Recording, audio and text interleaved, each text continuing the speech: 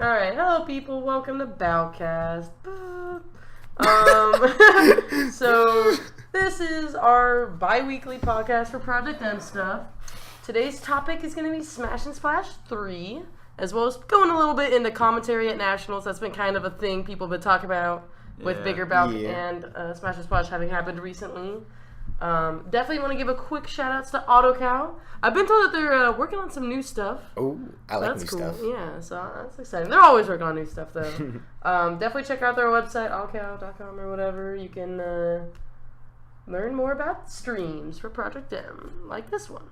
But anyway, I guess we'll start off with who is your favorite Midwest player that went to Smash and Splash? Oh, that went to Smash and Splash? I gotta rethink my answer. It was XYK, but he didn't go. XYK didn't go? No, he didn't. He went to Bigger Balc instead. Yeah. There are a lot of people that it was like stretching the limits to go to 1, and then you gotta go to 2. Yeah. All right. Well, you want to start then, since this is your question? Yeah. I really like. I don't know. I mean, I feel like it's like super easy answer, but like I just really like Dirt Boy.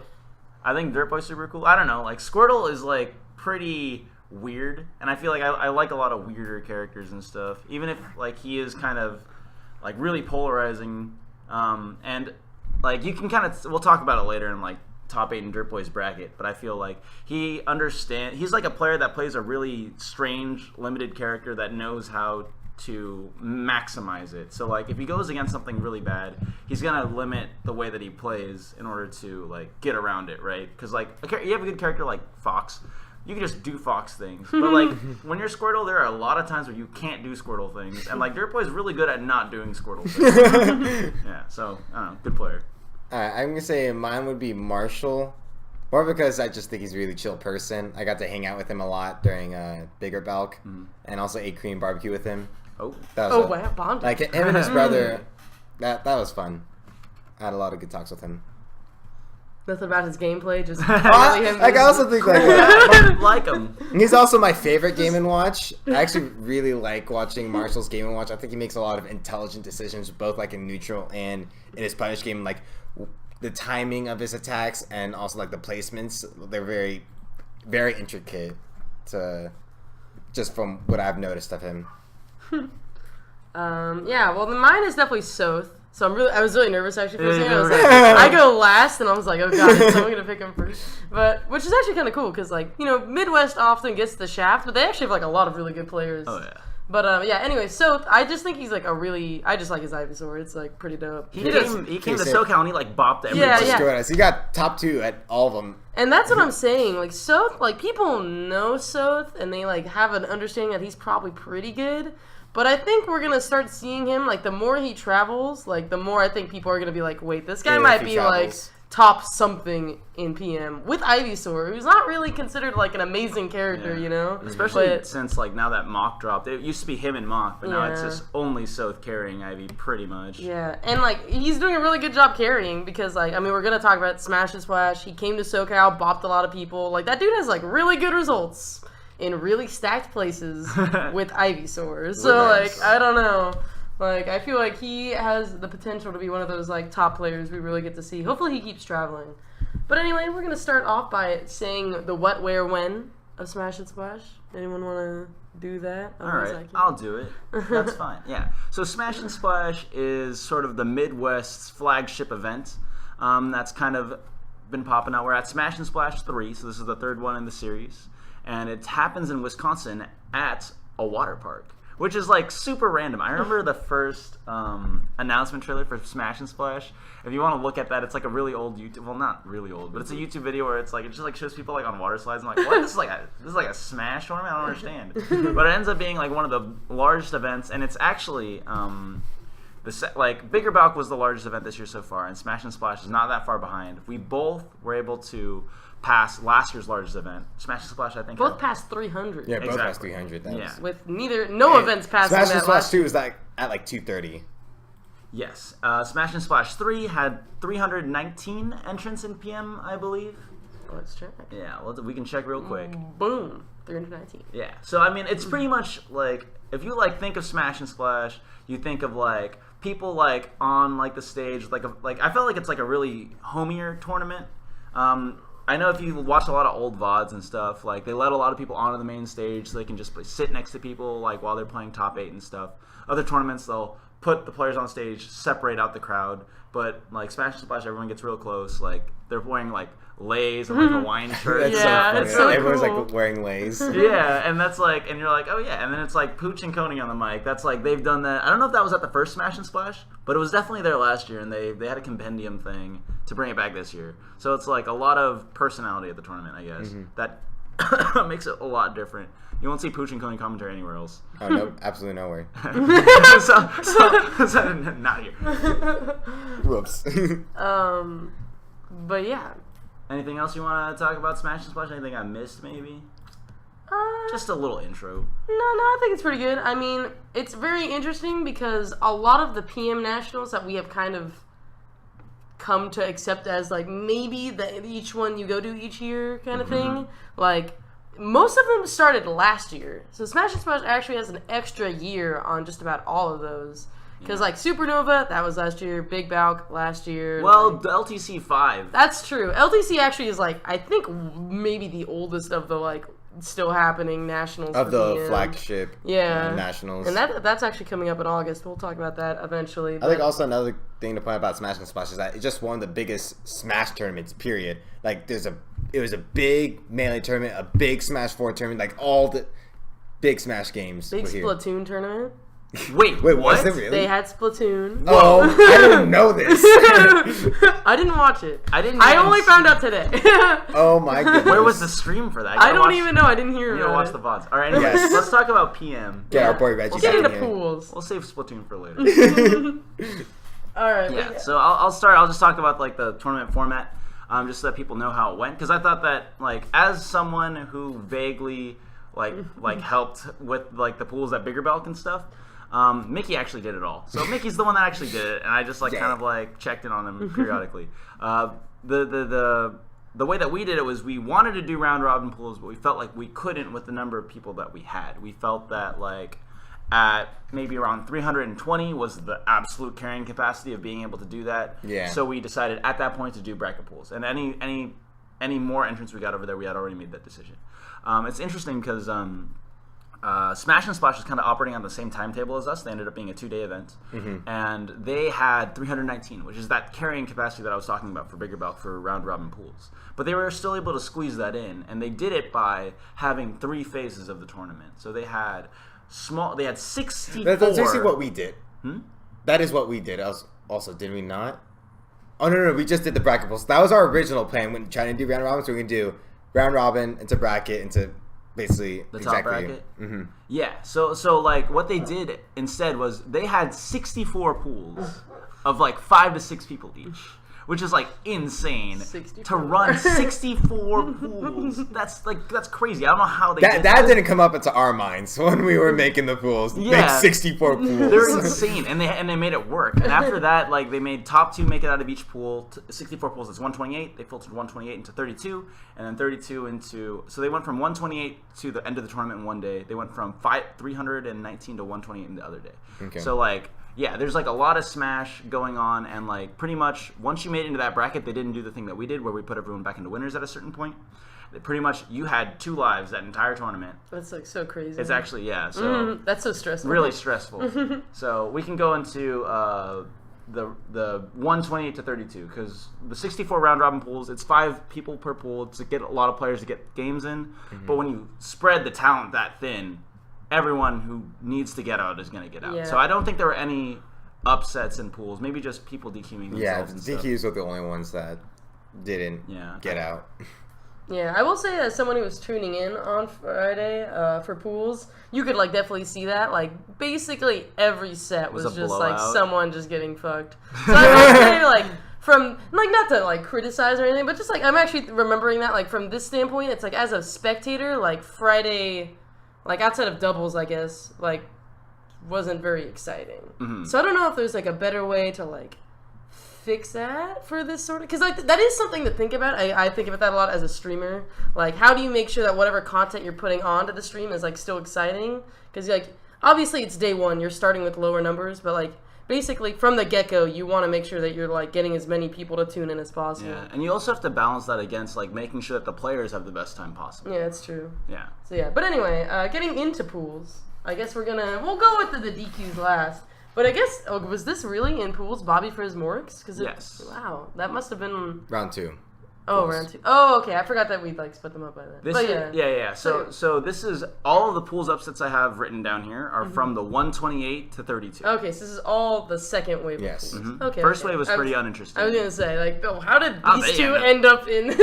But yeah, this is actually really interesting because Morks had an amazing run at the bigger bout. We were like just talking about that. He ended up getting 13th, I think. Yeah. So for him to like go down to, I'm trying to think of like who he beat. Like I guess he beat Stair, he beat Gal. Oh, here or at bigger bout. He beat Stair and Gal. I know that. Yeah, and Arrow. Yeah, because I'm trying to think like Bobby Frizz is like a Fox player, so like maybe it was just like, I mean obviously Bobby Frizz is also really good. He beat Lucky and the Fox Ditto. Yeah. So, but it's just interesting. Also lost to Dumb Shiny at Evo. Oh yeah. But yeah, it's just interesting. Like maybe it was just like the difference of like an actual fast faller. It's like if you think about like Morks, like most of the wins he got, I don't feel like floatier matchups. They're all floatier ones. Yeah, I mean he is playing Wario. For those who don't know, Canadian like, Wario. Diddy player. is like a little fast faller, but like not nearly as much as Fox. Yeah. Can't get much more than Fox. Maybe Wolf. Only Wolf and Falcon. Yeah. Yeah, so that's interesting. Oro and Rat, you were saying old school players? Okay, so let's actually go to the pool because like Oro and Rat, for those of you who don't know, are like two really old school, well not super old school, but 3.02, early 3.02, when Windy City Smash was like one of the bigger stream names out there for Chicago. Mm-hmm. They were very often like grand finals. You would see like Rat versus Oro, or like losers finals at the very least, or something like that. Rat is a Wolf player. One of the first Wolf players. It was sort of Rat, Chillin, and then I forgot who the third one was. There was another guy from Chicago that also played Wolf. But like pretty much they were like really good. And then you go over to this tournament, 3.6, like 3 years later or whatever, and you see that they're playing each other in losers round 2. Like Wave 2 of pools. Wave 2 of pools. Like who's Oro? Oro, oh yeah, that's right. Oro is a Zero Suit Samus player, which is why I watch their stream a lot, because I also play Zero Suit Samus. But you can see that they both got upset round 1. Yeah. Rat lost to Rockhawk. Rockhawk is a sick tag. No, Oro also Hyper Flame. That's not upset. Oro lost to Hyper round 2. My bad. Yeah. So big upset.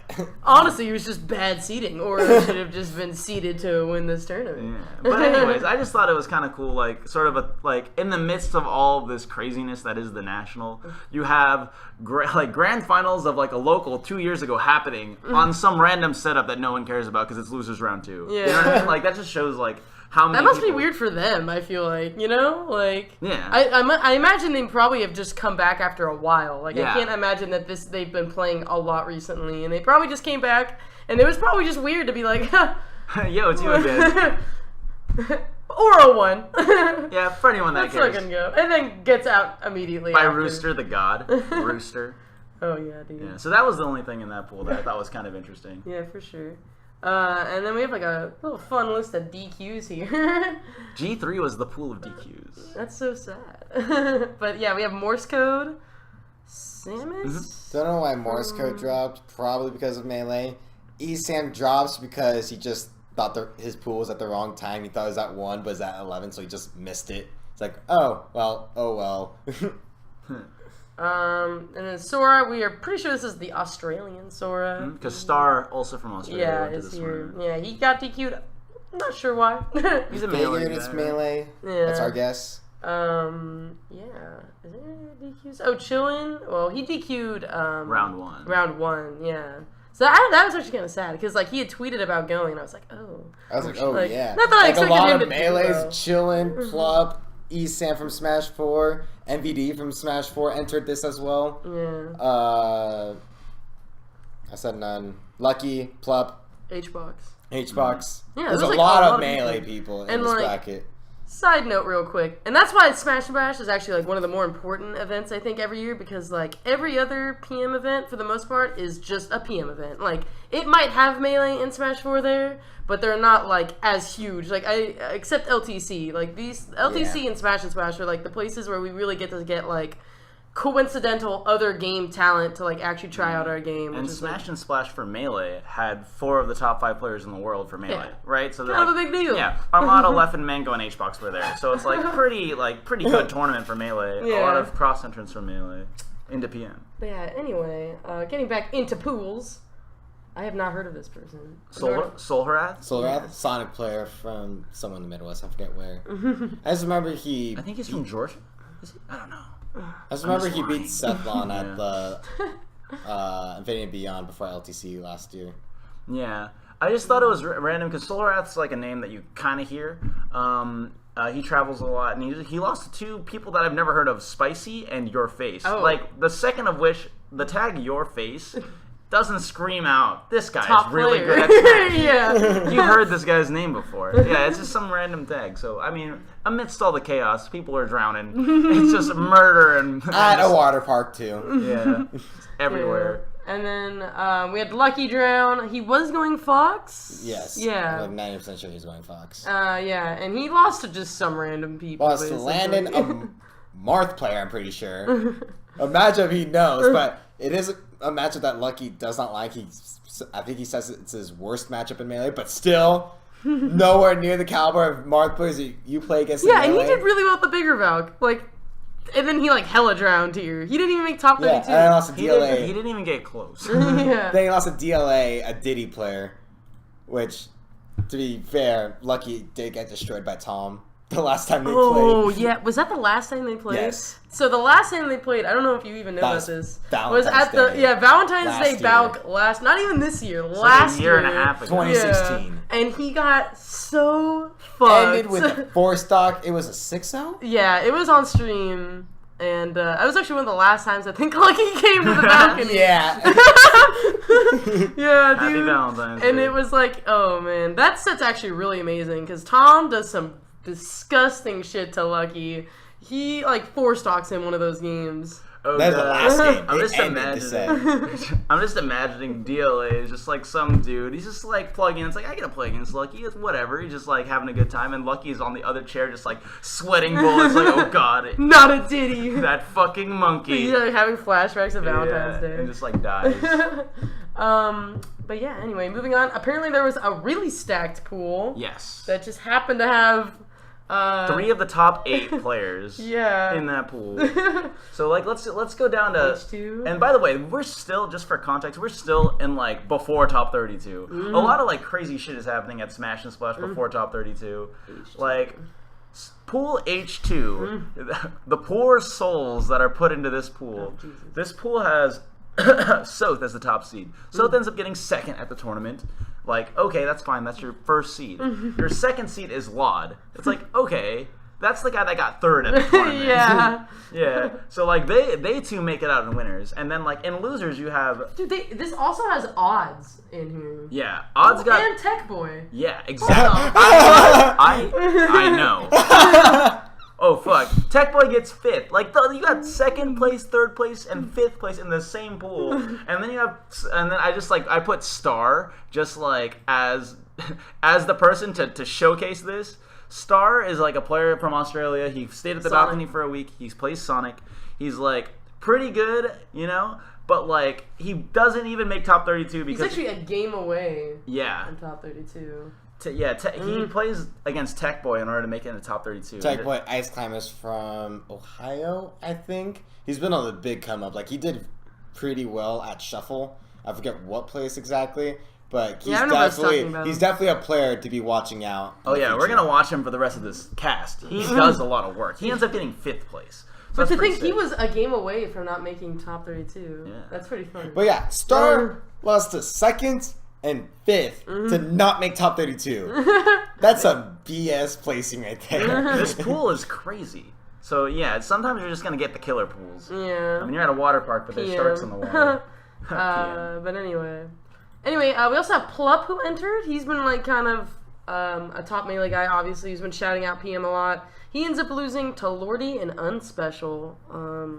Plup being also a Meta Knight. I imagine he only went Meta Knight. He goes Meta Knight, Samus, and PM. Okay. We're gonna see mainly Meta Knight. Yeah. Lordy being an Ike player. I forget exactly where. I want to say somewhere in the northern part of either the States, maybe Canada. I forget. I'm sorry, Lordy. And then Unspecial from Kansas. He's looking like he's about number 2. It says number 4 right now, but that's from the fall PR of Kansas. I was told that he's closer to number 2 now. And he's a Fox player, so Plup, a melee player, losing to Fox. So we got Lucky losing to Marth. Plup losing to Fox.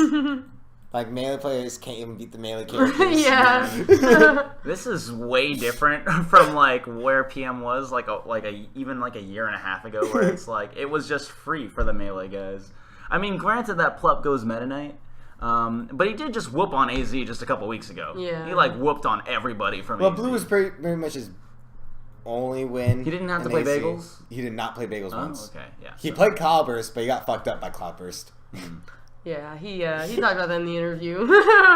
He was like, I don't know what the fuck is going on with Squirtle. Yeah, but in any case, Plup drowns in PM so he can play melee. Yeah. But then you wanted to Boy, make a note Troy lost to Unspecial too. God damn it, Trey. Yeah, dude, Unspecial kind of... Okay, what happened in Winners? Unspecial like lost winners round 1.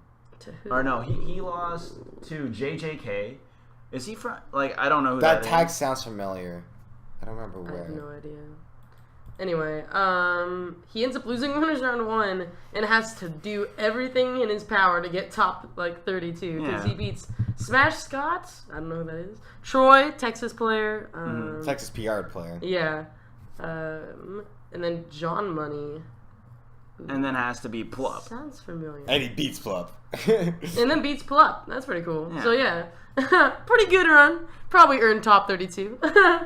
Let's rep it for Kansas. I Yeah. think Let's go that Kansas. who's Kansas number 1? Bobby Frizz. Bobby Frizz. Yeah. Oh yeah. Oh dude, then Bobby Frizz also beat Mark. So like, let's go Kansas. Beat Canada. At the Why not? Midwest tournament. Yeah. And then we have Ripple drowning. That's pretty. That's a funny story. Also drowned at the bigger Balc. Yes. Yes. Yeah. That's so Lost sad. to Arrow, lost to Dadpool. Yeah, but here at Smash and Splash, I heard that he, at some point in the tournament, dropped DDD like mid-tournament. Oh, dude, Ripple Rage is just so. I just think it's like so funny. I don't know. Like Ripple is like he has like such strong opinions about things, and like in the just the idea of Ripple in the middle of a tournament, he loses to Yono. Yono. To a shield, a full shield. He had a full shield. DDD Got doesn't shield poked by Dimensional Cape and died. Wait, really? That's That sounds horrible. that's what I've been told. Yeah, I could be wrong, but that is a story I was given. I'm just imagining Ripple playing, and then like he just like that just happens to him, and he just looks at the screen for like 3 seconds. He's like, I guess just after 4 years of playing DDD, just no more. I'm just not gonna do it anymore. And then just like from that point on, in the rest of the tournament, he probably plays his Samus or something, and then just loses. And he's like, well, this is my life now. I can't play DDD. And like I don't know, Ripple just like is just so. He has such extreme opinions, and he like has extreme actions to complement them. And also. Brother Rob Ripple happened at Bigger Bout too. Brother Rob Ripple. That happened in pools. Ooh. Oh wait. So Brother Rob is the person that takes out Ripple after his identity crisis. What? How did that go at bigger Balc? Ripple 1-2-0. Oh. It was like somewhat close. Not really though. Alright. And then anyway, I imagine Reslip is the one we'll talk about next. Reslip is also in this pool. Yeah, I just saw his name. Yeah, so Reslip manages to lose to PK Frost. I actually was watching PK Frost. Oh yeah, I watched PK Frost Dirt Boy. Who does PK Frost play? Lucas. Lucas? Yeah. Oh, okay. She's actually, I'm not sure from what area she's from. I imagine some part of the Midwest, but her Lucas was pretty dope. And Dope enough to be Reslip. yeah, dope enough to beat Reslip, and also, like, it was a 2-0, but she had, like, a pretty good set with Dirt Boy. But yeah, Reslip kicked it down into losers, beats VHS, and then loses to Delicious Octorok. Oh, man. That's another tag where you hear Where's that, and you're Octorok like... Octorok plays Ness. Oh, Yeah. so he lost to the PK boys. Yeah, I've been told by various Ness players that nobody likes to play the Ness Ditto, but at the same Do you know time, specifically why? I'm it's just It's really double jump shenanigans. It's really weird. You have one Ness, and Ness is already weird. Yeah. Like, just one of them. Just one Ness standing around is weird. Because he can double jump cancel, and, like, he's right here, and then he's, like, right there. And then, like, he's back there, and, like, you double jump, and then he's, like, you can carve really severe angles. and now imagine there are 2, and they're trying to space. Like, that, like, literally makes no sense. And then, like, recovering is a pain because the onstage net is just PK Thunders towards your PK Thunder, and if it hits, you're dead. There's a lot of weird-ass shit. I've seen Nesses absorb other Nesses shit with magnets and things, and they just kill each other. It's, like, a really weird matchup. But, you know, Delicious Octorok, 2-0's Reslib, so... And that was a delicious victory. Yes. He, like, knew it. Man. And then Delicious Octorok proceeds to lose to Yono. So he doesn't even make it out of the pool either. All right, this I'm is not making it out of this cool. pool, but I'm taking you down with me. Yeah. And then finally, we'll get into the last pool here. Metroid over Marshall, which is pretty big upset because if we didn't really talk about like the top 3 or like previous top placings at Smash and Splash, but last year like a huge storyline was Marshall, who beat H-Box. Didn't he also beat Junebug? Yeah, I think he beat Junebug sometime after that.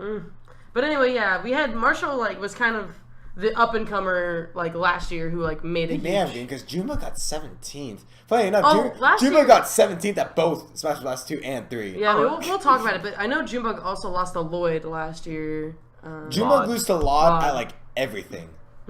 Like I'll mention that once we get to that we'll get into match. that later. But anyway, back to Marshall Metroid. Metroid is a Samus. I feel like I just did this. He's a Ike player. Ike player. Oh, I did His- this everything. his Because his tag is Metroid. Metroid? Okay. Why? Okay. Metroid, there are so many people that probably know Metroid that don't realize it. But, like, back in the day, like, when people were uploading combo videos through Rapid Share, right? Like, this is I don't know before... what Rapid Share is. Yeah, well, Rapid Share is a file sharing site. Yeah, this is back where in like the day. yeah exactly and, like Back in DC plus the plus. day. I'm talking like 2005 2006. Oh boy. Right, yeah, like pretty much Like a when decade ago. when YouTube was first popping up, Metroid 1117 or 117. I'm sorry, Metroid, one of those two. He is responsible for taking all those Rapid Share like combo videos and uploading them to YouTube. So if you ever watch like an old school combo video, like let's say like one from like Zelgada's Shine Blind, or like the Evolution video, or like I think Gimpy Fish had a combo video, and like all this stuff, they're on Metroid's channel from like back in the day. And like Metroid is also like a really old school Ike player. He was an Ike main since 2.0. Oh, fuck. Yeah, and like he was the reason he was winning a lot of stuff. He was the reason why Ike is changed to the way that he is. Yeah, so like it's cool because he's a teacher. Like for some reason, there's a lot of Smash players that are teachers. That's true. Yeah, Metroid's also a teacher, and like he hasn't had a lot of time to come out to events recently. So it's cool to see him come out. Yeah, and get quite an upset. Yeah, over like Marshall. Although Game & Watch sounds hard. Yeah. Game & Watch. this, I think, okay, I might be wrong. I believe I watched this set. I'm pretty sure Marshall went DK. What? Because he doesn't like the matchup, maybe? I don't know about that. I don't want to like misspeak because I just vaguely remember these things. But I remember something about Marshall planning to switch characters. I don't think he wants to play Game & Watch anymore. And I don't know if he went all DK during the set. I definitely remember watching at least like game 2. He Like a went DK versus an Ike? Yeah. Okay. And I'm pretty sure that's what happened. So yeah. Okay. I wish I remembered exactly what happened. But yeah, no, I'm pretty sure Marshall was like planning to switch characters, maybe to DK. We'll see. I don't know. I don't remember hearing about this because I know XYK was switching off Luigi. Like he wants to get off Luigi because he sees a ceiling for Luigi that is not a very high ceiling. It's actually not the first time I've heard that from a Luigi player. But anyway, we'll keep moving on here. Because there's another juicy upset. Oh man. Oh, So, boy. We have on the other side, so we have Metroid Marshall playing on the other side of semis for this pool. We have Junebug Pooch. And the average person hearing this is like, Pooch, he's a commentator. Yeah. He plays this game? yeah. Yeah, so Pooch 2-0's Junebug. I know that it was, in fact, Junebug's Diddy, because Junebug had talked a lot before this tournament that he was just going to go secondaries. I had seen him, at least at some point earlier in the stream, playing Sheik, you know? So, like, he wasn't intending to come here and play seriously, but I think, for whatever reason, he just didn't want to lose to Pooch. That, And then he had me lost anyway. Yeah. that always happens. Players will say that they'll only go secondaries. Like, Lunchables also went Roy when his back was Yeah. against the wall against Hyperflame. and like Still lost. I mean, like actually, like Lunchables got really close. Yeah, because no, it's it Game was- and Watch. Dude, oh my god, that set. We'll get. We'll to talk that. about it We'll later. get to that. That set was so stupid. Yeah, but it doesn't surprise me that Junebug really wanted to beat Pooch. Like the way that you become a good player is you have that competitive drive. Yeah. But also like, yo, you've been playing secondaries all day, and Pooch is like pretty good at the game, so like you're gonna have to get Pooch through being that a guy. Samus player, also one of the people who like was in charge of running this tournament. Oh, people yeah. Who, Yeah, he has a Aren't big in the part know. of the TO. yeah. I'm actually super Aspect. surprised he even entered. Yeah, I was thinking that too. Cause I'm thinking like at least from like our experience at Bigger Balc and even Big Balc, it's like How do you do that? you must have like a lot of people helping you. Cause like we had a ton of people helping us, and I still don't feel like I could have ever entered. I don't feel like I could ever enter a Big Balc to like any of them. Like Oh, I yeah. can't even enter the weekly. But anyway, So props to Pooch for getting an upset while like probably simultaneously putting out 1,000 fires. yeah, trying to deal with all these problems. But anyway, we're gonna move on to the top 32. I actually really like that I'm gonna just like post this bracket in the stream link, and I'll have it in the YouTube video too. They actually have all the icons for where are we here? All the icons for the characters people played, which I super love. I like really like when So I people wish have we that didn't do that for Bigger Balc. I don't actually like handle any of that, but next year we'll make sure we do it because I actually forgot that was a feature. But You anyway, can actually do it per game too, which is also sick. yeah. I think that's really cool. Yeah. Oh, that's what they did here. Yeah. So anyway, we have top 32. Gonna start off with we haven't even mentioned the fact that Professor Pro is also in this tournament. Oh yeah, Oh Professor yeah, another Pro. melee guy. Yeah, Original. and so he goes round 1, fighting Ellis, a Mario from Ohio. Ohio. Is it Ohio? Yeah, I was. Yes, I remember that. Yeah, so Ellis are basically at the top of Ohio, then it's just like dead. Yeah, I knew it was Midwest, but I always there's so 'cause- many bits. Of 'cause Midwest. Oh, Ellis- no, sorry. South is Iowa. Oh shit, my bad. Iowa. I meant to say Iowa. I get those I remember those two are together. I get those because Ellis was actually housed. Because Ellis is one of the players that went to both Bigger Balc and Yes. Smash and Holy Splash. shit! This even has the stages they played on. What?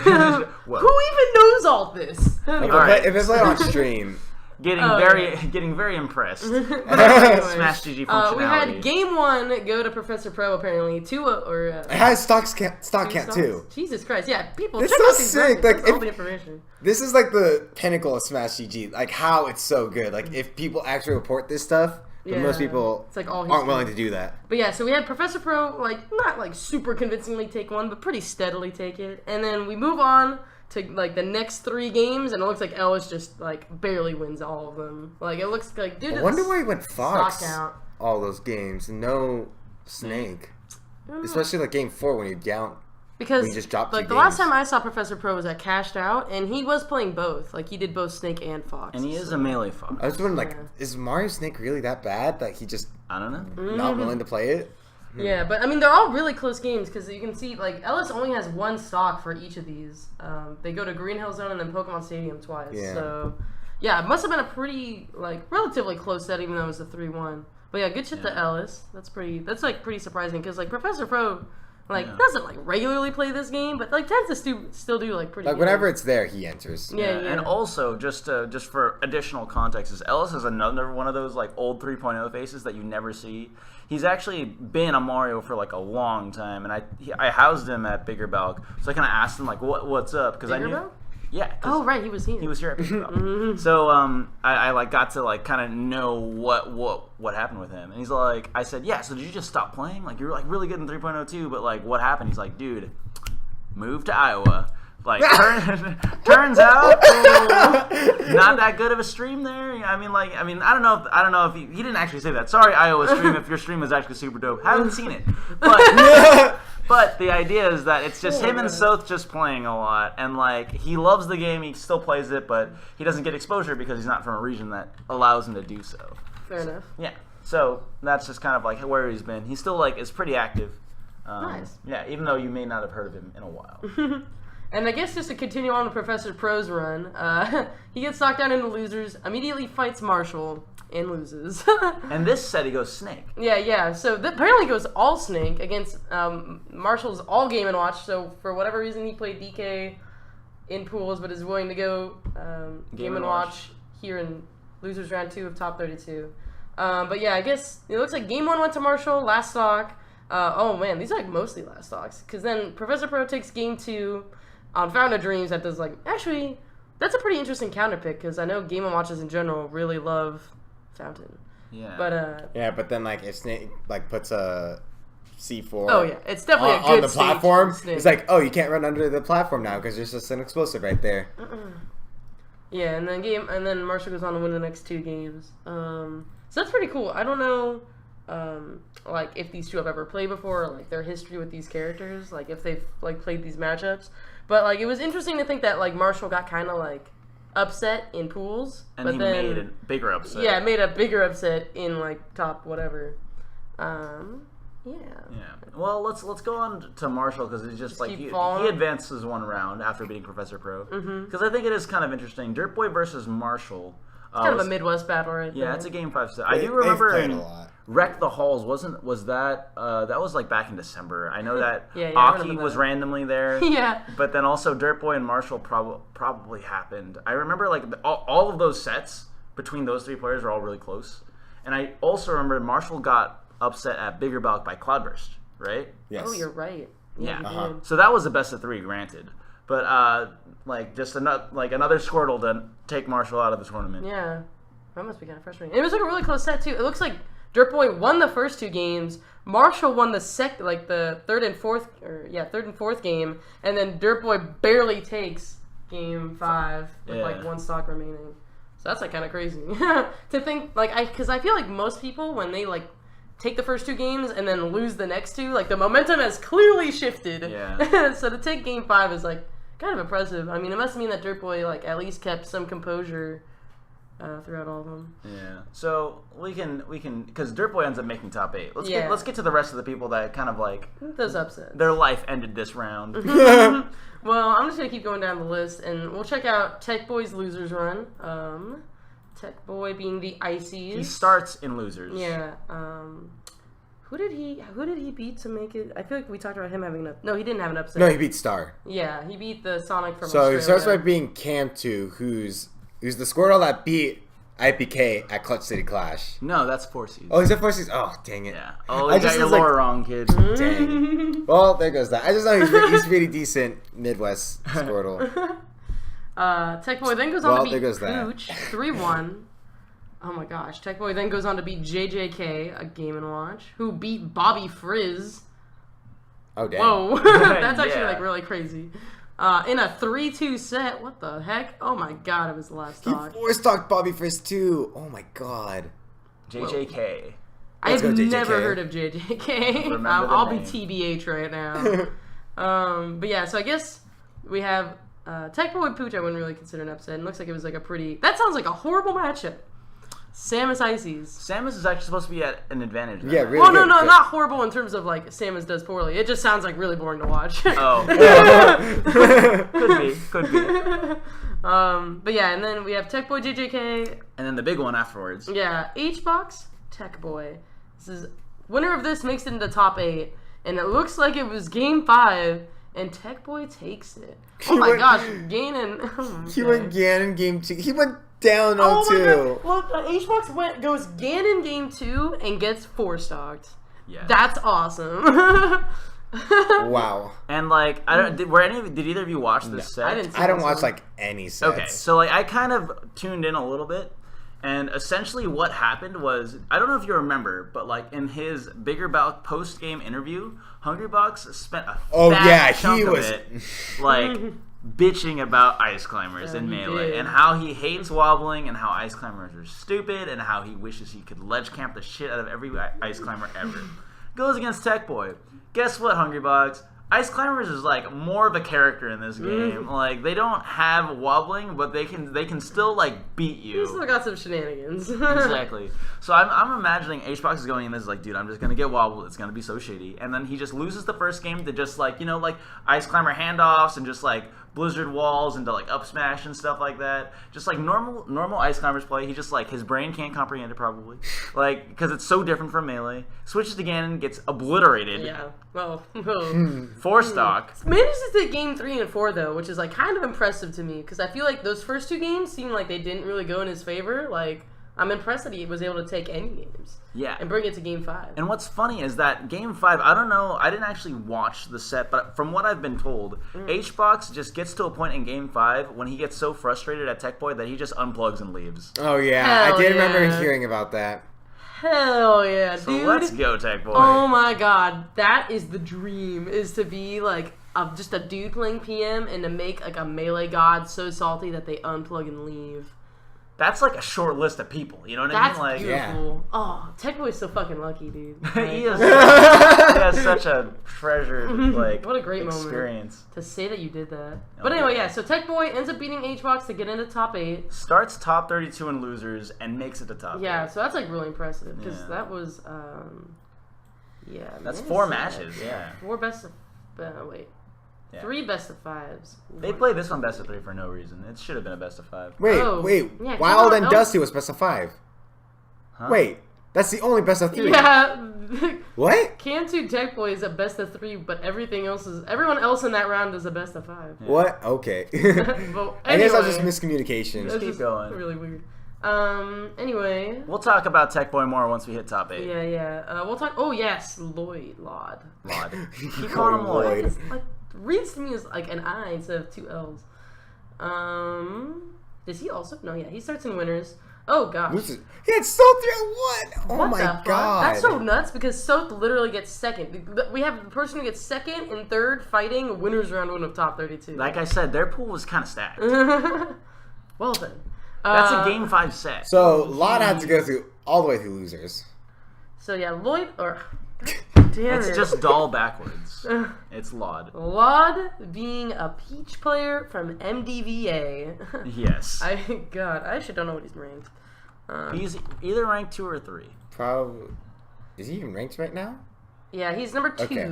Actually, it got updated. He's number 6. Apparently he's Lucario. Well, because when this one was released, Lod was like, Inactive. yeah, he took like a pretty big break from PM, and like when he did enter, he was playing Lucario a lot of the time. Yeah, so anyway, he's definitely a Peach player from MDVA, and apparently, Game 5 Just set all with 2 Soth. stocks. Wow. Yeah, this is weird. Like, each of them basically has, like, a set or a game in this set where they, like, kind of take it. But Soth ends up taking more than Lod does. Yeah. And then he goes down into losers. Lod will also make it into top 8. Oh, plays Junebug first round of losers. Oh, yeah, duh. So, yeah, he 3-0's Junebug. Which is a matchup that Lod is heavily favored in. Junebug, if out of every single Smash game they played in like Brawl, PM, Melee, Junebug's only taken like 1 set. Dude. And they in the in same Melee, region. right? All Smash games. Oh yeah, this happened. The 1 set did happen in Melee. Yeah. There was that's actually, I feel like that's incorrect because like at I Evo, remember Junebug talked about that on Twitter. He's like, I'm like super negative against Lod. yeah, I'm just remembering like Junebug did take that set. Oh yeah, against he did. Lod Yeah, at he did Evo. beat him in Evo. But Like, it's a but Grands. yeah, no, for sure. I do know they're from the same region. They play each other all the time, and like Lod just beats Junebug, and like continues to do so here, like you Yeah. said. That's probably the reason why Junebug hates Peach so much. Yeah, and so apparently June loses 2 games as Diddy and then is like, fuck it. And he goes Ike. Dude, Junebug's Ike was why like he was able to turn it around at Evo. Really? By the way, I like don't Wait, was it really? I thought he went all Diddy. no, like he went Ike. Like Lod, like Junebug hates Peach, and like Luigi or whatever, and then Lod hates Ike. It's like really weird. So like Junebug can just pick Ike and do really well against Lod, or at least that was Historically. What it was. Yeah, Not not this today. time, yeah. Yeah, because he just gets 3-0'd. Like, clean 3-0 from Lod. And then he goes on to fight Morks, our Canadian Wario. 3-1. Yeah, it looks like we're... Who just came off of beating None. Oh, yeah. That's a Canadian Shoot. bash. Yeah, that's Canadian like a team Canadian kill. ditto. Went to Game 5. Yeah, so I guess we'll just Wait, talk... did Morris or someone not Wario? I guess he No, went... Mario Game 1. What? I don't know why. I mean, a lot of Warriors really don't like the Captain Falcon matchup, so maybe he was just preemptively trying to make something happen here. But it's crazy to think that... Oh, well, it actually was pretty close. It was very But close. it's- All 1 stocks. Looks like Yeah. a reverse 3-0. Yeah, it's pretty crazy to think he lost the first 2 games and then manages to, like, get the rest with Wario. That's, like, oh, man. That must have been kind of frustrating because None also, like, didn't make it out of pools at Bigger Balc. He drowned. But he also went Falcon. Actually, He lost to Peach Strong lost Bad to and Strong Bad. Losers. He actually also lost to a Wario player. And their set actually was also really close. So, I there you go. really wanted None to win that one. Yeah, I did too. Because, okay, that set is actually really sick. Like, None is such a sick player. But he gets fucked by our boy Morks. Who in turn gets fucked by Laud. And then Laud ends up beating Ellis, our Mario from Ellis earlier. getting 9th place. Yeah, because Nice. Ellis was the guy who beat Professor Pro. Mm-hmm. And then he loses to Fresh, 3-0. And then he ends up just losing to Laud. So yeah, Ellis actually had a pretty good run, getting 9th here. 3-0 by Laud, though. Yeah, we'll talk about Laud later. Yeah. Is there anything else we wanted to go over? Switch. We didn't talk about Switch. So Switch beats Bobby Frizz. That's not like a super upset. And then he also beats Metroid. Then why was this right next? Those are like pretty. Oh no, this is top 8. My beat. Yeah. So yeah, I think that's like basically all the highlights for Of the top 32 32 bracket before top 8. Yeah, I mean, I guess we might as well mention, because we actually haven't mentioned up until here, Lunchables also entered this event. And he entered with the preface of he's just going secondaries. And so I believe at least before top 8, we basically see that. This is not the match I wanted to click. Although, here we go. I believe that Lunchables Hyperflame happens before top 8. So then he played That one happened game up of there. He played Up in one winners. game Oh. of Roy against Hyperflame. Oh, yeah, okay. Yeah, so he does... Oh, what the heck? No, that isn't top 8, because they do winner's Oh. semis. No, it's right round 1. Oh, I'm like stupid. Never mind. So you can see in Oh, this yeah. in this Oh, yeah. Smash.gg Oh, recap God, that that game Lunchables' side has just a huge, crazy amount of characters. Yeah, we have Captain Falcon, Roy, and Game & Watch. And, oh, man, I actually was watching this set, and I was like, this would be really embarrassing for Hyperflame, because, like, oh my god, dude, like, that set with Game & Watch, oh my god. It was, like, just the idea of, like, Lunchables coming out of nowhere, playing secondaries, and then taking a set off of Hyperflame who was really trying is just, like, really sad. But anyway. Hyper barely manages Yeah, to it's avoid game this. five. Fun fact: at LTC, like right before it happened, there was a rotation of Hyperflame, Stereo, Junebug, and Lunchables. Lunchables went all Game & Watch. It was fucking up everybody. Because like they were trying to get that else practice, and Lunchables just like fucking them all up. Dude. Oh my god. Lunchables is just so good. Like, I feel like I don't even know how often he plays PM nowadays. I do know he swings by Infinity and Beyond every once in a while, but I'm not sure if he's as active or trying. He's mainly playing right. Smash 4. He goes to Shockwave, I think is what their Smash 4 weekly's called. He's trying to get PR'd there. no one's talking about like any of this stuff, but okay. Yeah. But anyway, getting back on topic, we have Hyperflame takes out Lunchables barely. 3-0's like Hungry Box. Oh, Which that matchup happened at Super Smash Con, and Hyperflame also destroyed Hungry Box there. Yeah, I mean, yeah, Hyperflame for one is just really good, and also Lucas can be kind of weird, you know. So I can kind of see how like that would be really easy for him. Yeah, Hyperflame makes it top 13. Or top 8. We might as well just talk about the rest of our top 8. Because we did talk about. Oh yeah, we were talking about Lunchables here. Yeah. That's why we were talking about Lunchables. Yeah, so he in losers beats Yono, going Mewtwo and Sonic, I guess. Beats odds with Link. I know one of the games was Sonic, and one of them that's not correct because I know there's a Sonic because there's a 2 games Giphy, of Sonic. There's Giphy on Reddit where like odds gets a really funny footstool on Lunchables. Like was he going all Link? It was definitely all Link. Like what the combo was on a Sonic. This is how, because I actually saw this set. So essentially, game 1 was Lunchables' Sonic versus Odds' Bowser. Oh, I thought you meant Odds' Sonic. No. Game 2 is Lunchables' Sonic versus Odds' Sonic. Oh. Yes. Oh, of course. And then game 3, Lunchables randoms. Oh, hell yeah. And gets Link. And I think also, does he lose to Odds there, or does he beat Odds there? Game 3? Game 3. He loses to Odds. No, he beat. Oh no, he's beat up. Wait, this doesn't make any. This might actually just be completely incorrect because like I don't know what the heck. This in any case, there are 4 games. I think there are 2 Sonic Dittos in there, and then the last game he went Link and just beat Odds' Sonic. I'm pretty sure that's how it went. Nice. But yeah, let's Well, go that to must have been Lunchables. kind of sad for odds. It must be so confusing to be playing in a very high stress situation when your opponent is going random and beating you. You know what I mean? It's like I don't understand. Like if that was happening to me, and I was like, dude, that like gets you mentally. I'm like trying to get in the zone, but he's just memeing over there, going random. I feel like that's like to his advantage. Yeah. And then Lunchables, to make it in the top 8, ends up 3-0ing Metroid. Don't even bother putting Lunchables as character anymore because they're just way too Yeah, many they're of like, them. we don't even know anymore. It's just literally random. So yeah, That's so it Lunchables looks like instead. Lunchables only played Roy once before top 8. Yes. That's interesting Yes. because he, yeah. A single Most game. Pretty much kept to his word of saying, Yeah, I'm he only going to play basically second only game." used random bullshit and still made top 8. So pretty good at this game. Yeah. That's fine. But anyway, getting into top 8 here, we'll start at the top with winner semis. We have Switch Fresh, which is basically just New York, New Jersey, another day at Nebs. Yes. Well, Fresh barely goes to Nebs, so it's more like just like any of the New York, New Jersey regionals.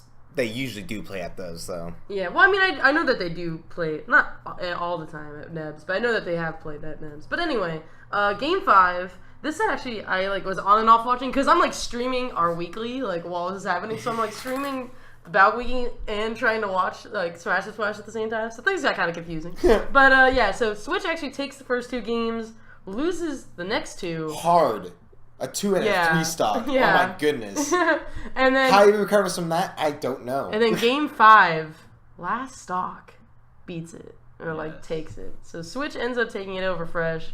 That would have been a pretty big upset, too. Yeah. I mean, even though they're from the same region, Switch, I think, almost always beats Fresh. Yeah, yeah. This is like the closest Fresh has gotten. Yeah, Switch being a wolf, Fresh being a No. ice. Fresh has definitely beaten Switch before. Really? Mm-hmm. I remember one of the tournaments like a couple months ago. I remember Fresh did beat But I Switch. don't feel like it's like I mean, maybe they don't fight that often, but it doesn't seem like that would be like the standard. You know what I mean? Oh, it's definitely not standard. No, it's definitely more common to see Switch beat Fresh. But anyway, other side of winter semis, we have Hyperflame Soth. I feel like I've seen this before, like recently. I don't know what you. I could wouldn't be know, but I talking do know about. that set was pretty sick. Yeah. So we have another Game 5, with Hyperflame being the Lucas we were just talking about, and then Soth being our Ivysaur.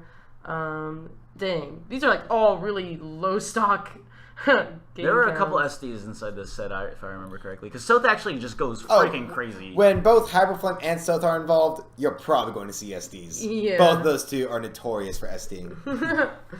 But yeah, another Game 5. Looks like Soth took Game 1.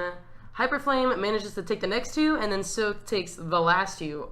Most of these are like literally last stock situations. So. Yeah, and all of top 8 is definitely on stream, so if you want to watch any of these sets. Yeah. like- Oh, yeah. Quick shout out to Shine Corp. They are the ones who handled the main stream. Great Lakes Smash handled the secondary stream. You can actually go to smashcast.tv/ShineCorp if you want to watch this top 8. They have the full. They actually have like all of the full VODs up, and then they're working on the YouTube VODs.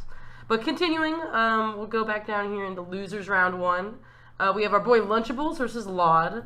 Almost beats Lod with. Yeah. Oh, he accidentally going Roy. Yeah, so Lunchables starts this game with Mewtwo and Meta Knight and doesn't take them, although they look like they are kind of, at least game 1 looks like it was kind of close with like last stock, game 2 being a 2 stock, and then I guess Lunchables is just like, fuck it, it's Roy time. I don't want to lose the Laud. So he takes 2 games, and then the last game it looks like Laud takes it with a 2 stock on Final Destination. I remember on and off watching the set, and I remember seeing them go to Final Destination. I was like, that didn't seem like a great counter, or I mean, it was like a good counter pick for Laud. Or for Laud. Yeah, because I feel like that didn't look good.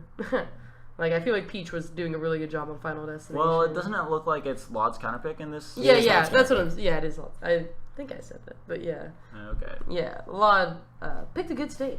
That Right. didn't look like fun. Even though I know, like, historically, I feel like a lot of boys like Final Destination. Well, I think it's that situational. in general, like the way that a lot of players like to do it is like if you don't really care about platforms and you're really good at like the dash dance footsies part of it, which Lunchables is just really good at that mid range. Yeah. Usually he's comfortable on that kind of stage. But I guess Laud is also a kind of player that's sort of like that too. Yeah, because Laud, I would definitely say, is not like is like a pretty defensive player. Like he's willing to like He throws turnips. Yeah, he had and many turnips he had. He like definitely got a couple stitch faces and dot eyes and all that jazz. And then anyway, the other side of losers round 1, Tech Boy versus Dirt Boy. And 3-1's Dirt Boy. What a fun little like Boy battle. Boys will be boys. Apparently, it was bad enough that Dirt. Oh, I remember Dirt Boy watching does have this a actually. Peach. I definitely remember Dirt Boy going Peach, and this was definitely under the assumption of it'll be a better matchup, even though he does take game 1, but then doesn't take the next 2 games or next 3. And I also believe Dirt Boy lost to Fresh in winners, in a 3-0. If you can go back there, because I think it. Maybe. And was that in top 32? Yes, it should have been. Dirt Boy did lose to Fresh. He got double eliminated by Icy's. In 3-1. winners. It was 3-1. Oh, Yes. damn. So yeah, that's Double ices. And that's like, okay, we might as well talk about it now. We haven't really talked about, well, actually, we did already talk about Fresh, but 2 ices in top 8? That's crazy. That's, like, actually unheard of. Like, it's been, like, a year ago, it was rare to even have 1. Like, Fresh getting top 8 at the Big Balc was, like, a pretty big deal for that character. Like, he even got a shout out from Wobbles. Yeah. Yeah. And, like, and there's, like, a who the hell is Fresh? Like, that was, like, kind of, like, his, like, come out and, like, brought the character with him kind of thing. To have 2 in top 8 at, like, one of the biggest events of the year, that's, like, nuts. And also, like, Sharks is another ice climbers that's from the Midwest. I think And he's he's from, made, like, quite a big splash. Like, he's beaten Frozen? Was Yeah. he No, at that this was tournament? I Anther. don't That feel was, like we no, saw that was him. Anther that beat Frozen. But So- Fresh did beat Anther. No, not sorry. Sharks beat Anther to go to grand finals of the Big House, PM at the Big House. Yeah, so there are even more ice climbers in the water that like could have gone to this tournament but didn't. So that's a Yeah. character that's becoming more and more relevant as like they kind of are labbing things. I do know that the ice climbers. I don't know about their Discord, but I do know that I randomly just hear a lot about random ice climbers tech. Yeah, I hear a lot about it too, and practicing Yeah. their frame perfect stuff. Yeah, I mean, it's just very interesting to, like, see the differences between Melee and PM, like, ices. It's, like, something that not a lot of people know of outside of PM. But, like, because they don't have wobbling, you have to be so much more creative with, like, handoffs and, like, all that kind of Yeah. stuff. And there's, like, a lot of room to, like, grow that meta of, like, ridiculous handoff shit. And they have been working on it. Oh yeah. But Like, anyway, we'll keep just, going. yeah, keep on moving here. We'll go up to winners finals. We have Switch versus Soth, and holy shit, it looks like Soth got pretty bodied. I mean, well, game 3 at least goes the last stock, but at the other But it's two a are two 3-0. stocks. It's Yeah, definitely definitely a 3-0. a 3-0. yeah. No way to Doesn't cut even it. take a game. So yeah. Anyway, I don't know. There's not really a whole lot to talk about. See He you later, got- Soth. He got bodied. We'll He see- has to kick it into losers and try to make something happen. But with losers quarters, we're now in top 6. We have Hyperflame and Laud. Again, another NDVA battle because Laud definitely took out Junebug, and then Hyperflame is also an NDVA player. And yeah, Laud takes it. It looks like Hyperflame took game 1 last stock, and then Laud proceeds to take the next 3. I don't know if either of you guys saw this one. Nope, I don't watch like any sets. I feel like I did see it, but I can't remember. All I do know is that I feel like they do play each other a lot, and for some reason, like you see it right here, it says Game 3 Final Destination, and I do remember like I see a lot of games with Laud that end up on Final Destination. But he takes him. Yeah, he like wins on Final Destination. I don't know if Yeah. that's like something I I'm feel just like FD's a making good up. Peach Yeah. stage. I mean, feel between like Because turnips. I usually ban FD whenever I play against Peach. I don't like it. Yeah, and I feel like she's a very like horizontal character, you know, and like without the platforms, it's You like can't top platform. yeah, can't and I Peach. feel like Hyperflame like also has a ridiculous combo game and also does a lot of horizontal stuff, but I feel like Platy's also help him. No, like FD's like one of Lucas's best stages. Lucas's love FD. Yeah, but I feel like Peach also does. Like But I anyway. remember getting so upset with IPK for taking counterpicking Hyperflame twice to FD. I'm like, David, you're stupid. Stop it. But anyway, I guess there's one thing we might be learning here. Either Laud is just really good at FG, which is true. Which he is. but also Peach might be. So things to think about if you're going to be fighting a Peach. But anyway, moving on, we have The other side is a little funnier. yeah. We then move on to a Icy sweet Dittos. Icy Ditto. It sounds so weird and This one I especially in actually PM. watched. Fresh takes the first 2 games. I think he even like SD'd and like still took them. This is against Tech Boy. And then game 3, they gentlemen to Sopo. Which was Whoa. really funny. Fresh also takes the Sopo one. He actually 2 stocks Tech Boy. The other first 2 games were like 1 stock. That's actually crazy that Fresh wins the Sopo Ditto, because I feel like it's just, I just feel like Fresh's Sopo is just notorious for doing very poorly. Like against, I don't know if you saw like Big Balc was a long time ago, granted, but like A year ago. yeah, exactly. But like I remember like looking at his sets versus Junebug, and once Junebug got Nana off, like Junebug is like a master of neutral, and Fresh would literally do 0 to 10% as his Sopo before he loses the stock. And like, yeah, I don't know. Like, I guess the Sopo has come a long way since. It could beat another Sopo. Wow. At the very least. But yeah, Fresh takes that pretty decisively. But again, crazy that we even have this. A Sopo, or like a Sopo Ditto in top 8, also pretty stupid. Yeah. But just an Icy's Ditto in top 8 for PM, like, I don't even know if that's ever happened. It doesn't even happen in Melee. Yeah, I don't even know if that's ever happened at like a big PM national. Like, to have 2 Ice Climbers fight each other in top 6. Like, what? And the winner of that, Ice Climbers Ditto, gets to play Peach. Yeah. Oh, how great. And holy shit, Fresh gets so Oh my god. bodied. Oh my god. I watched this. Okay. He gets so fucking bodied. It was so sad. What happens? It's just like, he just like, okay, because for one, Peach, just even in Melee, is pretty good against Icy. God. Lloyd is pretty Mewtwo good. He's proven that so far.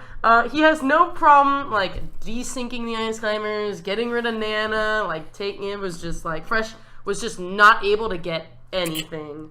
And it was so bad. Like, the first 2 games are literally 4 stocks. Like, look at to this. go down 2-0 on stream. Not taking a stock.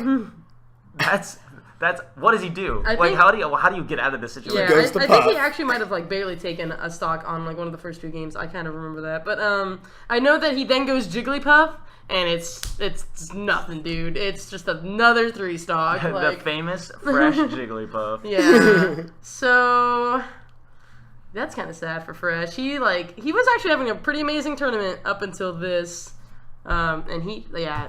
Lod just sweeps him like Fresh clean. has been struggling with the Peach matchup for years because of Malachi. Yeah. So it's like Fresh knows that this is gonna suck. Yeah. Does he know it's gonna suck this hard?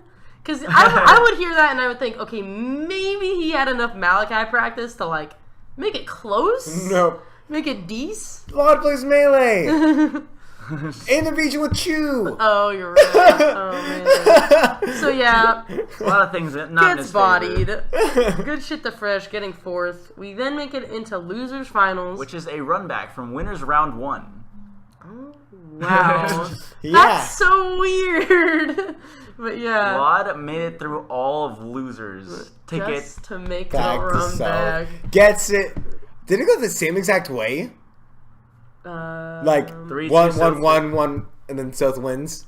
I don't know, but I do know that this all set 1 stocks. Oh my was god, that's this was a ridiculous. This is definitely both sets were really close. Yeah, this is definitely a set to watch. I mean, obviously you should just watch all of top 8. Maybe skip Fresh Lod, but but yeah, like this losers final set's ridiculous. And like Soth is like a really aggro Ivysaur. Like he's just super willing to go balls to the walls and do crazy solar beam stuff. Lod, the opposite. Turnip heavy defensive Peach. So like these 2 going at it is just like really interesting because they just have such opposite play styles, and their characters are like not very similar either in like terms of like how you're supposed to like go about neutral. So yeah, very very intense set. All last stocks apparently. Back and forth with Soth taking the last 2 to clutch it out. Yeah, I definitely recommend watching this. Soth ends up taking it. We see Grands, and it's the run back with Switch Soth. More body. Yeah. More 3-0. Yeah.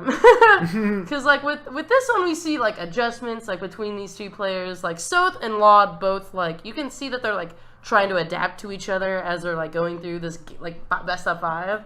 With Soth Switch, it's like, Soth just is not able to make it happen. Like, he gets close, but he, like, can't even take a game. He gets 6-0'd by Switch this entire tournament. Man, Switch has like, I feel like he makes it look easy. You know Yeah. what I mean? Like he takes like a 300+ person tournament like with ease. Like that's just how good Switch has gotten. Yeah. I think PM rank he's like not even top 20. He's like 20 Switch? something. right now, right? No, I thought he was like 17th. Well, in any case, he's definitely not top 10 in the game ranks. He's like top 4 right now with his really- performances. Yeah.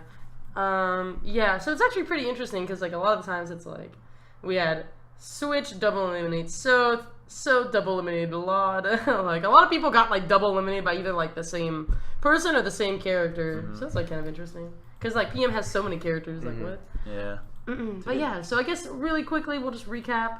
319 people. You had Switch, Wolf player from New York, New Jersey, take first. Second place went to South, our Midwest Ivysaur.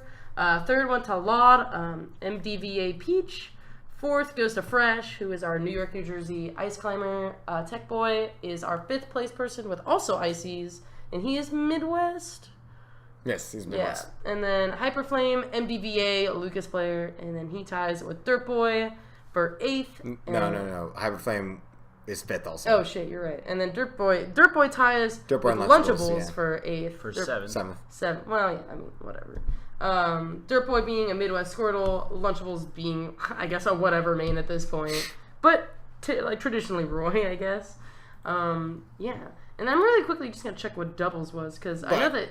Arsenal's Dusty got to winners finals. Yeah. We're not going to go in on the bracket or anything. I just want to point that out. But I definitely want to shout out doubles. It had 76 entrants. That's a lot. Yeah. Hey, Plup did something right. Yeah, in PM. Plup Junebug could take it at first. Second place goes to Professor Pro and Switch. And then third place with Arsenals and Dusty. And that's over teams like Marshall Lunchables. That's over teams like Ripple Hyperflame, None Morks.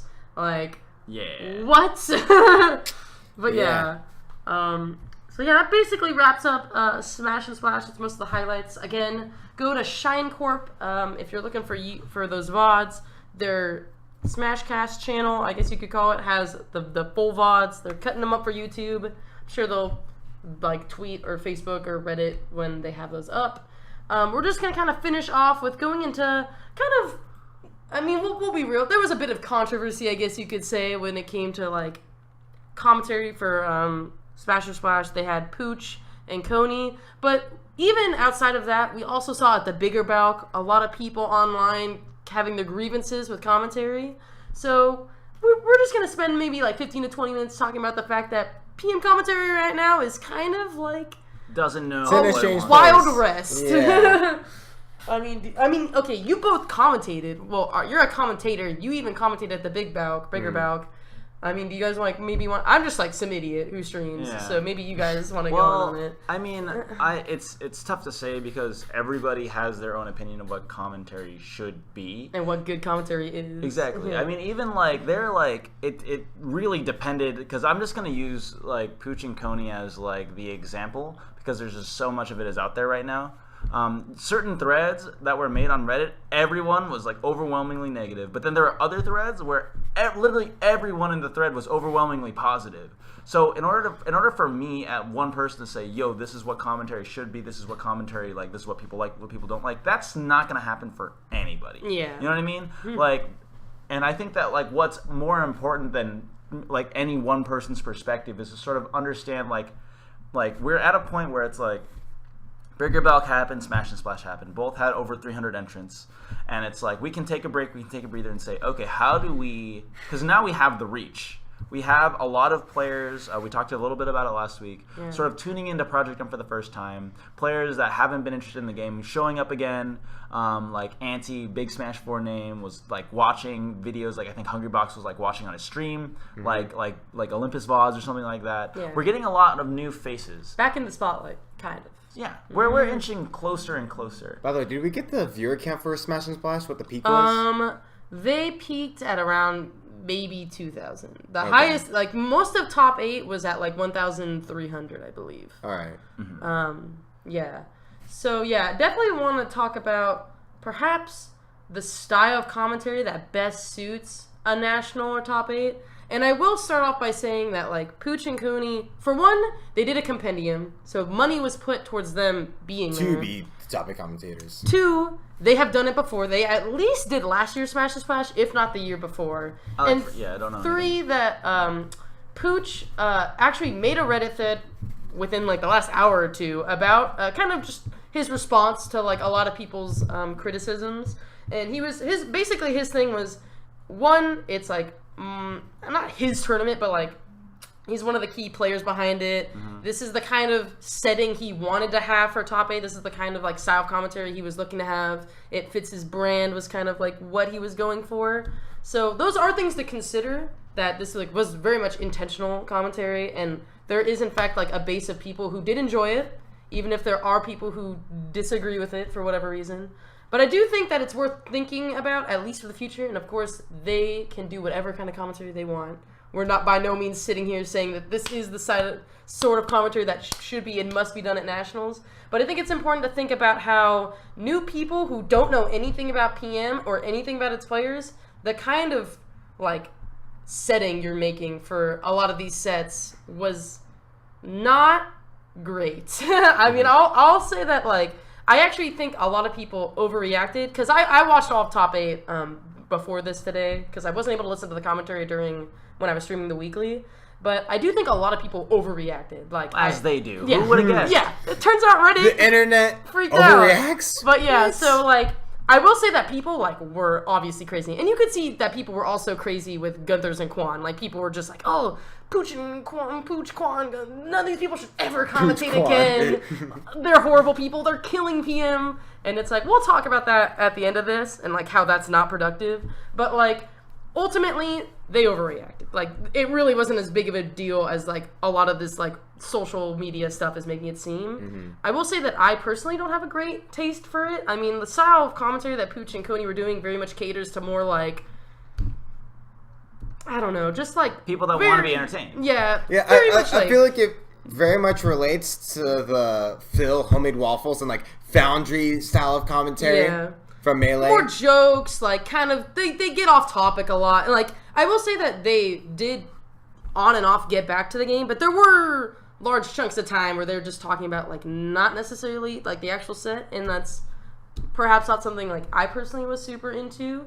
But yeah, I will say that like, if I was watching top 8 as someone who like knew nothing about PM, I would have been like kind of confused a lot of the time, because like they didn't necessarily, like, they would be hype, but they didn't necessarily give a lot of information about like the people playing or the storylines, or maybe even what they did in bracket, because like we even just went through it in like pools and like top 8. There's like, a lot of stuff there was going like a lot of storylines going on. Like, it was kind of nuts.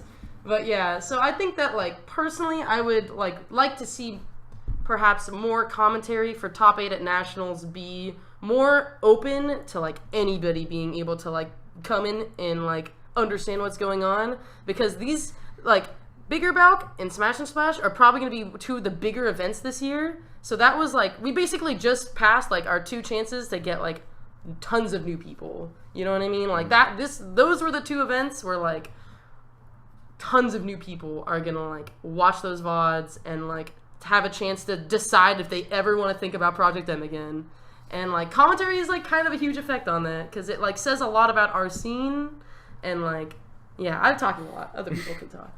Yeah, I mean, Mickey, you want to say something? No, you guys pretty much covered it all. Okay. Well, I mean, I have a lot to respond to, because I like Go don't for it. really agree with you that much. Okay. Because like, I think that it's sort of a very tough spot to be in when you're an event like Smash and Splash, because the whole idea, and I feel like Bigger Balc kind of got away with it, because even though we have a lot of the sort of carefree atmosphere of the Balc, like at the National, it's different, and we kind of approached the event with that mentality, that we wanted to put a certain type of we wanted to achieve a certain purpose when we wanted to put different commentators on the mic and stuff like that. Which is why like the decision to put for Bigger Balc, it was Maddox and Oates. They sort of are people that sort of think along the lines of what you do, like how do we reach the largest audience, how do we make it so that it's accessible, people understand, but we can still kind of keep it like entertaining and stuff. The whole idea of like Maddox Oates commentary, I think, is to sort of use your ability as a commentator to highlight the players and to be as invisible as possible from the match. Right, people walk away from Bigger Balc top 8, and they just only are thinking about the players and how well they did. That's like what we wanted to do. But for Smash and Splash, especially like with it being a compendium, with them like wanting to achieve a certain effect, they wanted and achieved to like have commentary that was very entertaining, like very like sort of like palling around, and like people were like having a good time, sort of stuff. I think that the problem that you run into with that kind of stuff is like when do you like what you want? When does that come into conflict with what the greater community wants? You know what I mean? Or even maybe needs. Because I would say that like needs is probably a word that goes there. Yeah. Just because it like really, really affects. Like when you have people coming in who have never watched PM before and don't know anything about the scene, about the people, they might think that kind of stuff is that's just the PM scene. That's true, but at the same time, it's sort of like is that the responsibility? And I think responsibility is a really heavy word that I think that people are assuming of like the Smash and Splash staff, that because their event is large, they have a responsibility to act a certain way. When like the head TOs and like this whole idea is that they are doing something because they want the tournament to be branded a certain way, which after a certain point, once your tournament gets too big, you don't have control over that anymore. Yeah. Right? So I think that that's just like sort of the conflict that I want to bring up, that I think that people aren't understanding about their perspective of things. I didn't even watch the commentary. I just kind of like, because like I was also like, running the tournament. I like didn't get a chance to see it. But I'm like sort of really open to a lot of like different styles of like how things work. Just from hearing all the negativity on Reddit, I just assumed that it was really shitty. But like I like take a step back. I'm like, I didn't even watch it. Like, what are they trying to do? Trying to understand their perspective and stuff like that. Because that's how you have a productive conversation on these types of things. Is to figure out where people are coming from, what they want to do, is what they want to do justifiable.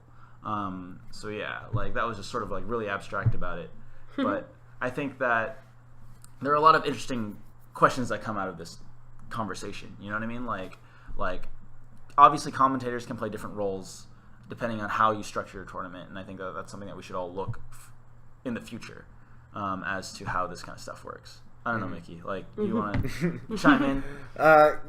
Like the main thing, like I want to say is like it's all about, going on with like what Jason was saying, like the kind of perspective you want people to have onto your event. And I know Pooch was really big on.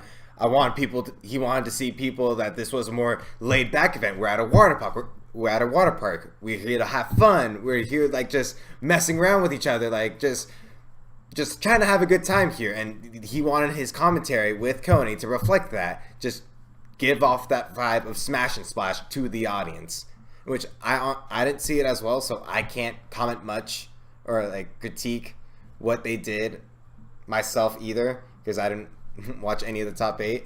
But from the type of style that he wants to go for, it seemed like he achieved it, because like again, there's a ton of people on Reddit, yes, they did like it, but also there's like another half that's like, no, we hated it, which I also think that's like part of the problem, like with this style of commentary. It's probably the most polarizing of the styles of commentary. I also think, just to like interrupt you for a little bit, is that sort of like, I think a lot of the sort of like people like sort of being polarized about it is misplaced expectations. You know what I mean? Yeah, if Pooch and Coney and like Smash and Splash team were like really like not upfront and transparent, because they obviously were upfront and transparent. Yeah. It was everyone knew. It was a compendium. It's in the video. Yeah. Exactly. They raised money to put them on. Yeah, but like obviously, if I'm a new person, if I'm tuning in from like, oh yeah, like I don't know if this is how it works, but if like like the Smash 4 stream is over, there's like a lull, I'm gonna tune into the PM top 8. I don't have that context because I don't follow the PM scene. And I feel like those are the kinds of people, the people that don't know that context are the ones that are getting upset. Whereas the people that like were prepared for it, they know know who Pooch and Coney are, like they were expecting it. And I think that that's something that also you want to like pay attention to, like when you're doing a tournament. Like, are you branding yourself as hard as you think you are? Like, are you branding yourself so hard that when people tune into the stream, they know already what they're gonna get, even if it's like their first time there or something? Because I think that that's another way that this could have been like smoothed over. Because there was a lot of like, oh yeah, well like duh, like if you know, like that's how they commentate. And it's like there are a lot of people that were on the side of like, I like the commentary, that were saying things that was like, well, you should have known this, well, you should have known that. The answer is like no. Right? Like, yeah, especially the people who are the new faces that are gonna have no idea.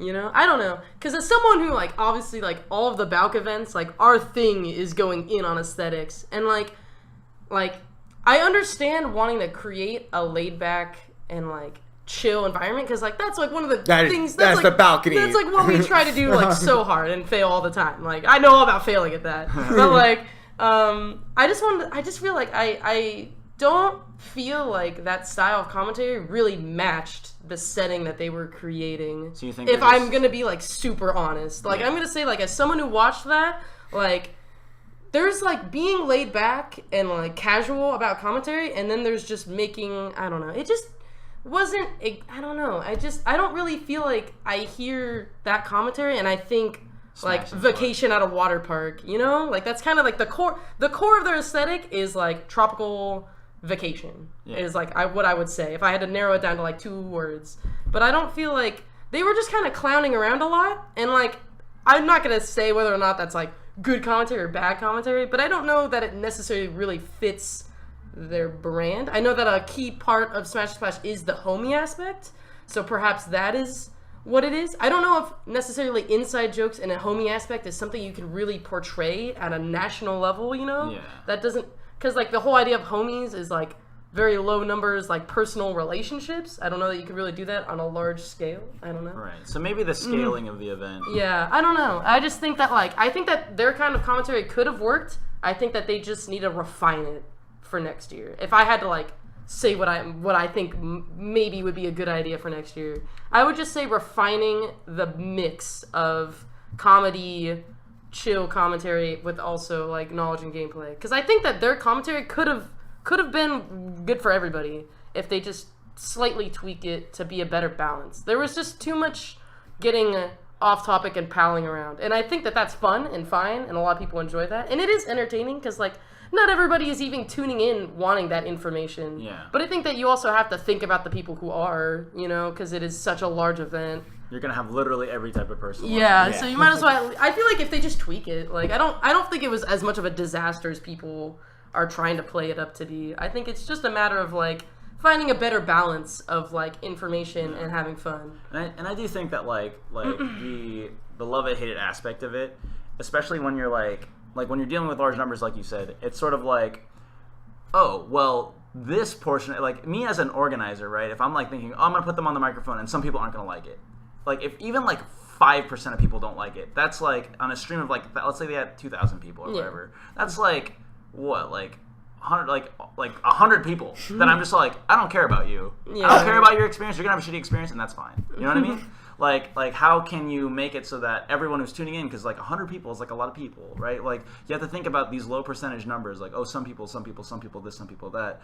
Like it gets bigger and bigger, and like you want, like, as you scale up, to be more mindful about how those decisions like change on the scale that you're working on. But yeah, we've been talking a lot about this. Yeah, I was gonna say. I guess like the final thing to wrap up on is that, and I know like even on Reddit, this is like something that's been like kind of noticed, is that if you actually go to like the top 8 threads and like basically most of the threads about Smash and Splash, it's really, I don't know, maybe it's just me, like kind of sad that like everyone's focusing so hard on the commentary that they're just completely neglecting the fact that this top 8 was super dope. Like, you know what I mean? Like, all of the comments and, like, all of the drama is about not the players. And those players, like, definitely played their heart out. So I feel like that's also something to consider, is that, like, with their kind of commentary is very much, like, in your face, which is, like, fine. But it also seems to, at least, like, online, have retracted a bit from, like, what, like, commentary is, like, literally the job of commentary is, like, in some way, at least, to like enlighten and excite the gameplay. But it seems like a lot of people like haven't even really been thinking about the gameplay. They've been so focused on the commentary. I think so. Especially contrasting it with like bigger Balc, and it's like it's different. It's like not fair to compare the two events necessarily, 1-to-1. But like a lot of what people took away after bigger Balc were, who were the players? Like obviously like these sets were really great. Like this kind of stuff happened there, and like nothing was about the commentary except for like day 1 pools. Yeah. Right? Like outside of there's like just a couple complaints about Quan and Gunther's. they suck. Misinformation. God, don't let him back on the mic. Come on. Yeah. But essentially, I think that that's like what you have to think about also if you're organizing an event. There are going to be a lot of events later on this year, a lot of TOs that maybe like watch this kind of stuff, where it's sort of like, how, like, do I want like people to be focused on the results of the tournament? Do I want to like make these players feel like they achieved something really monumental. Because I think that Switch's 6-0 over Soth, it got a meme post, and that's pretty much it. But like Thunder's like winning, Bigger Balc, he had a lot of exposure on like Smash Bros and all this other stuff too. And like again, not fair to compare 1-to-1. Like they like Smash and Splash had like a bunch of other exciting things happening in Smash 4 and Melee as well. But like just think about like, did you do everything that you could? Did you do everything in your power to make it so that these players could have the best experience as they possibly could? Yeah. And before we go into like our final little bit here, I do want to say that like after all of this, like Smash and Splash overall, an amazing event. Like I definitely don't want it to sound like we're just like the Bigger Balc idiots, like our event was so cute. Yeah, no, but like I definitely want to give huge shout outs to like the entire Smash and Splash team. It's crazy to think that we've already like back to back had 2 amazing Project M tournaments. Yeah. Like literally 2 historic PM events right next to each other. And like we're gonna kind of finish it off here with a little bit about how to like give critique to commentators and event organizers, just and giving critique everything in general, because like a lot of people have a lot of things to say and there's so much room for improvement with like even just how events are run, commentary, but it seems that like so many people do not know how to constructively criticize. It's actually really embarrassing to go on Reddit because like it like the core issue here is it's just not like constructive, and it doesn't help actually make anything better if you blow like your comments out of proportion with like a bunch of unnecessary like telling people to quit PM and that kind of stuff. Like that doesn't like everyone's goal here, and I'm hoping that like Smash and Splash and like even like all the other event runners for this year, like even us, we're like thinking about this stuff because we have more events to run this year. Like we should only look at Bigger Balc and Smash and Splash and think, how can we get better? And a huge thing is getting the community to tell us what to do better. But they gotta know how to tell us it. Yeah. So I don't know if either of you guys want to maybe just have like a little bit about constructive criticism and maybe like better ways to ask and get it or do it. I'll start off with this. Like most of the things like when I see on Reddit when they're trying to critique people, it's just more like just pointing out all their like bad qualities that they had. One, like not even like saying like, okay, like you did this well, but it's not like you did this poorly, or like saying like, oh, you could have like talked about more like information about the game, like talk about more like the neutral interactions and stuff like that. It's like, no, you're just like really shitty here, fuck you kind of thing on Reddit. That's basically all types of, and it's hard to get anything from that. Like, okay, I did this bad, but like not a lot of people can like self-evaluate themselves and like say like, okay, I did this a little poorly, I can mix in this to help improve that bad quality. Like I have like no specific examples off the top of my head, like other than like actual Smash stuff and not commentary stuff.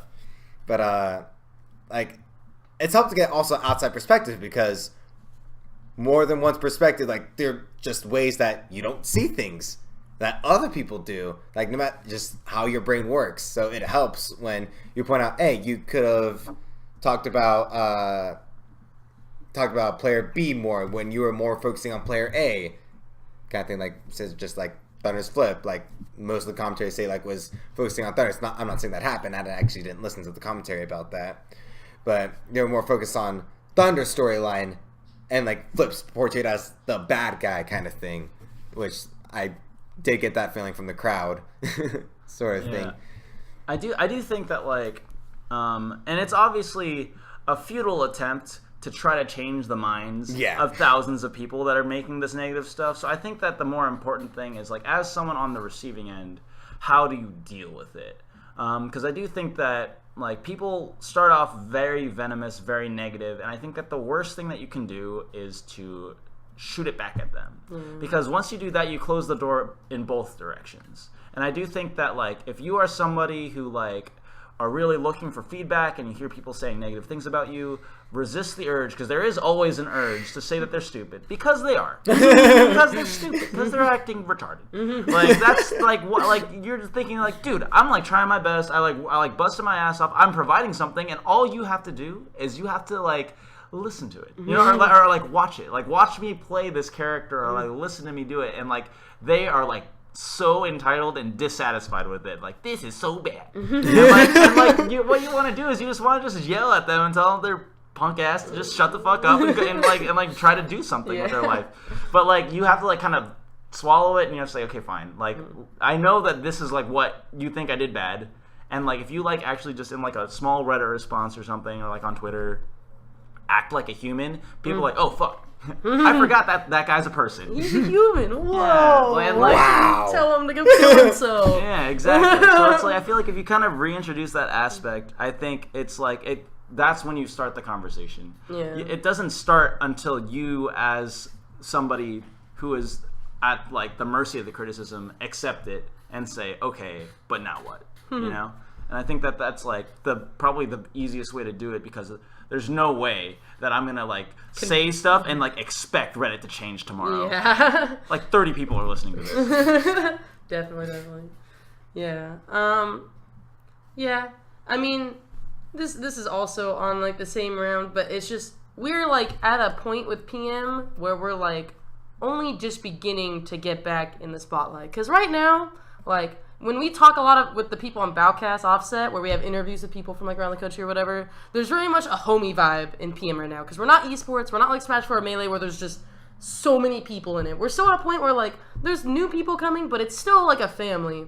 And so it's like a better time now to work on like building bridges and understanding how to help each other. Then it's only gonna get harder the bigger you get, because the more random people start filing in, the more negativity tends. I mean, if you look at chats for like big like Twitch events, it's just gross. Like it's just chaos. Oh yeah, it's a mess. Yeah, so you know, like, and once you get to that point, you really can't. You're not gonna change like thousands of people into like understanding. They're like, just gonna something. throw their stupid Twitch emotes. Yeah. So I feel like it's a better time now to kind of sit back and reflect while we're smaller, while we're like not like hardcore in the limelight all the time, to think about like how to take like criticism, how to give criticism, how to like just social interactions in general. Like even like booing Flip, you know, was a thing at the bigger Balc. Like, you know, like at what point is it like we're forgetting that there's humans like behind computer screens and behind TV monitors and like playing this game, you know? And it's like better to try to work on that stuff now while we're smaller and still more in the intimate scene. It only gets harder the bigger we get. And it looks like right now PM is on the rise. Like we're slowly making our way back into like the halls of Smash, like, you know, where most people are hanging out. Yeah. To see the sunlight. Yeah. But anyway, this isn't a long Balcast. I don't know if you guys have any more things you want to talk about, bring up before we close. Pretty much done about that. 0 things. Negative things. I wish I said less things so we would have more time. Alright. But anyway, thank you guys so much for tuning in to Balcast. This, actually, I just really want to quickly shout out that we did a Balcast during Smash and Splash, because we're just busy people, and that's when we had to do it. But there is, in fact, another VOD we just did last Friday on the Bigger Balc recap. So if you are like, whoa, I wanted to hear about Bigger Balc, we already did a video on it. So go check that out. It talks all about, it's like how we did this one. It talks about pools, top 32, top 38 of Bigger Balc. Again, huge shout outs to Smash and Splash. Looking good for the future. Next circuit event is Smashdelphia. I'm blanking on how soon that event is, but I'm sure that it's that pretty information... recent. I know it's this month. Yeah, I know it's coming. Sosa up. Is definitely going. So if you're looking for a stream to watch or an event to go to, Smashdelphia. It's gonna have Crush 40 there. Yeah, Crush 40. Wait, do you know that? Wait, did you know this? Oh my fucking god. Let's fucking go to it. How are you just learning this? Alright, whatever. We can talk about this after we end the cast. But yeah, thank you guys for tuning in. We are returning to like our regular scheduled Balcast now that Bigger Balc's done, right? Yeah. So yeah, expect more normal Balcasts in the future. Good night.